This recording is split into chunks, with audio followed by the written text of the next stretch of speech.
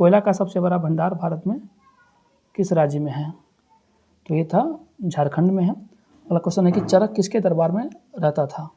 चरक ये कनिष्क के दरबार में ये रहते थे। अगला है कि उपराष्ट्रपति को किसके द्वारा हटाया जा सकता है? तो राज्यसभा के द्वारा संकल्प पारित करके उपराष्ट्रपति को हटाया जा सकता है। अगला क्वेश्चन था कि इनमें उत्तक कौन नहीं है? कुछ ऑप्शन दिए गए थे, जैसे खून, पेशियाँ, हार्मोन, तो उसमें हार्मोन सही उत्तर हो जाएगा।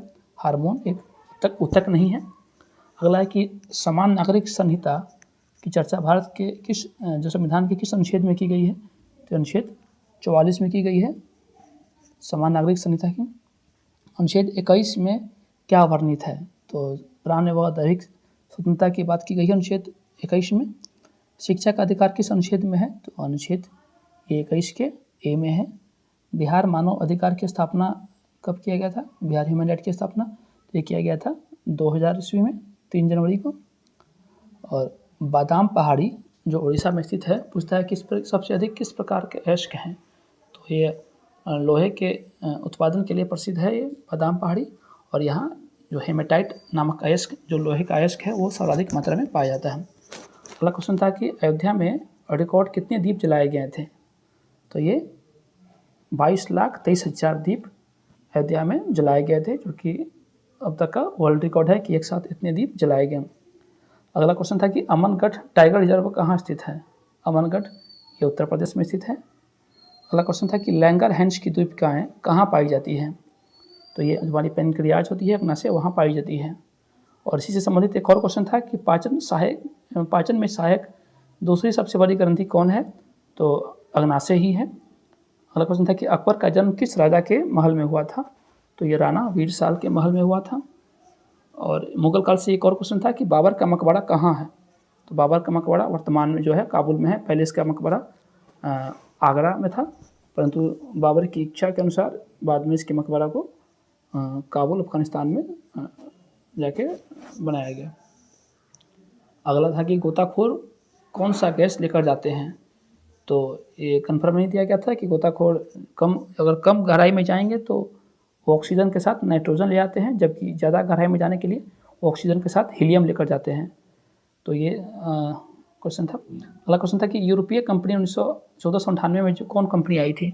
तो 1498 में पुर्तगाली कंपनी आई थी और उनकी कंपनियों का आने का क्रम जो था PDB DF है। उसको शॉर्ट में से याद कर सकते हैं। पुत्र अड़ा, डैड फंसा, पो से पुर्तगाल, डी से डच, बी से ब्रिटिश, डी से डेनिश और एफ से फ्रांस। 15वां तीर्थंकर कौन था? तो ये धर्मानाथ जी थे पहले तीर्थंकर, तो ऋषभदेव। और जो 24वें तीर्थंकर थे वो महावीर थे। तो 15वें यहाँ पूछा गया था, तो पहले धर्मनाथ जी हो जाएंगे। वर्तमान में अमूर्त धरोहर का दर्जा किसे मिला?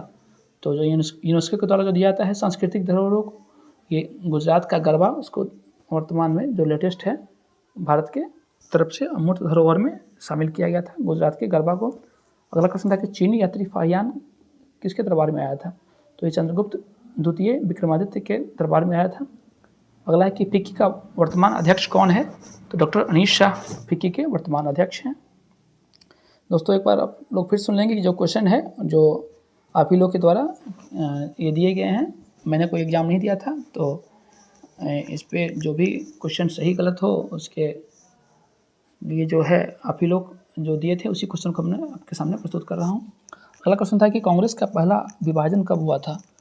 तो ये पहला विभाजन 1907 में हुआ था। और ये अधिवेशन कहाँ हुआ था? तो ये सूरत में अधिवेशन हुआ था 1907 में, वहीं पे हुआ था। और एक और क्वेश्चन था कि औरंगजेब के समय मराठा शासक कौन था? तो औरंगजेब के समय मराठा में क्या शासक 2-3 शासक चेंज हो गए थे। शिवाजी थे, उसके बाद उनके पुत्र संभाजी बने थे, फिर राजाराम बने थे। और उनकी मृत्यु के समय ताराबाई वहाँ की मराठा की शासिका थी। अगला क्वेश्चन था कि बिहार सोशलिस्ट पार्टी की स्थापना किसने की? तो ये जयप्रकाश नारायण के द्वारा की गई थी 1931 ईस्वी में। इन्होंने कई अन्य क्रांतिकारी उन सब के सहयोग से इसकी स्थापना की थी बिहार सोशलिस्ट पार्टी की। किस राज्य के मुख्यमंत्री ने 20,000 आवास की घोषणा की है? तो ये उड़ीसा के जो मुख्यमंत्री है नवीन पटनायक, उन्होंने एक घोषणा की है। और जो उसका योजना का नाम था वो था मोघड़ा योजना, मोघड़ा। GI टैग किसके द्वारा दिया जाता है? तो विश्व स्वास्थ्य संगठन के द्वारा दिया जाता है। बांधवगढ़ नेशनल पार्क कहाँ स्थित है? ये मध्य प्रदेश में है। योजना आयोग की स्थापना कब हुई थी? 1950 में हुई थी। और एक और क्वेश्चन थे जो कंपाउंड इंटरेस्ट और सिंपल इंटरेस्ट से संबंधित कुछ क्वेश्चन थे जो कि ठीक से याद नहीं था, बस इस समझिए कि इस टॉपिक से क्वेश्चन भी पूछे गए थे। अगला है कि अनुच्छेद 37 ये किससे संबंधित है, तो जो राज्य के नीति निर्देशक तत्व होते हैं उससे संबंधित है और इसमें कोई भी चीज़ को शामिल करने के बाद वो वाद योग्य नहीं रह जाता है, यानी DPSC के जो भी बिंदु हैं यानी जो भी इसमें बात की गई है वो न्यायालय में वाद योग्य नहीं होते हैं। सबसे बड़ा जो अशोक के द्वारा बनाया गया स्तूप कौन था, तो ये केसरिया स्तूप जो कि बिहार के मोतिहारी में स्थित है। तो सबसे बड़ा स्तूप पूछेगा तो केसरिया स्तूप है। शुंग वंश के बाद कौन वंश आया था, तो कण्व वंश आया था जो कि 73 BC में ये वंश आया था। अगला क्वेश्चन था कि मुगल काल में वित्त सचिव कौन होते थे, तो ये दीवाने रियासत को कहा जाता था जो कि सबसे बड़े वित्तीय अधिकारी हुआ करते थे मुगल काल में। हाल ही में भारत रत्न किससे दिया गया, तो इस बार 4 लोगों को दिया गया था भारत रत्न और जो ऑप्शन के अनुसार पूछा गया था उसमें कर्पूरी ठाकुर का नाम था। इनके अलावा जो चौधरी चरण सिंह थे उनको दिया गया था, लाल कृष्ण आडवाणी को दिया गया था एवं PV नरसिम्हा राव को दिया गया था भारत रत्न पुरस्कार। अनुच्छेद 244 ये संबंधित है केंद्र राज्य के संबंध में है जो कि कानून बनाने को लेके जो उनके बीच की प्रक्रिया उसकी चर्चा की गई है। इसमें एक क्वेश्चन था मिरातल अखबार से संबंधित, क्वेश्चन क्लियर नहीं हो पाया था। 1 रुपये का सिक्का ढाला जाता है, तो जो भी सिक्के ढाले जाते हैं वो भारत सरकार के द्वारा उनकी देखरेख में ढाले जाते हैं। एसिड में अनिवार्य रूप से कौन सा तत्व होता है, तो हाइड्रोजन होता है। बंगाल विभाजन ये 1905 में हुआ था 16 अक्टूबर को। मुगल काल में सबसे बड़ा राजस्व अधिकारी कौन होता है, दीवाने रियासत जो सबसे बड़े राजस्व अधिकारी हुआ करते थे। अकबर के नौरत्न में इनमें से कौन शामिल नहीं थे, तो देख लेना होगा ऑप्शन में क्या क्या था। वैसे इसके लिए ट्रिक है बाट MDH ये दरबारी थे, देख लीजिएगा कौन कौन इसमें नहीं थे। अगला था कि अनुच्छेद 332 किससे संबंधित है, तो जो राज्य में SC/ST के लिए आरक्षण की बात की गई है वो अनुच्छेद 332 में की गई है। और जब केंद्र की बात करेंगे तो अनुच्छेद 330 में SC/ST के लिए आरक्षण की बात की गई है केंद्र में, यानी कि लोकसभा में। अगला क्वेश्चन था कि झारखंड की स्थापना कब हुई थी, तो ये 2000 ईस्वी में हुई थी। बिहार से कटकर झारखंड भारत का 28वां राज्य बना था और ये 15 नवंबर को हुआ था। अगला क्वेश्चन था कि 1857 के समय भारत का गवर्नर जनरल कौन था, तो ये लॉर्ड कैनिंग जो कि भारत का अंतिम गवर्नर जनरल बना था, तो भारत का प्रथम वायसराय बाद में ये बना था। आपात के समय कौन अनुच्छेद खत्म नहीं होता है, तो अनुच्छेद 20 व 21 जो अनुच्छेद है वो आपातकाल के समय भी खत्म नहीं होते हैं। 1916 का कांग्रेस अधिवेशन कहाँ हुआ था, तो 1916 का कांग्रेस अधिवेशन लखनऊ में हुआ था जिसमें कि नरम व गर्म दल दोनों आपस में आके मिल गए थे। बायोडीजल बनाने में प्रयोग किया जाता है, तो जेट्रोफा व रतनजोत के द्वारा बायोडीजल बनाया जाता है।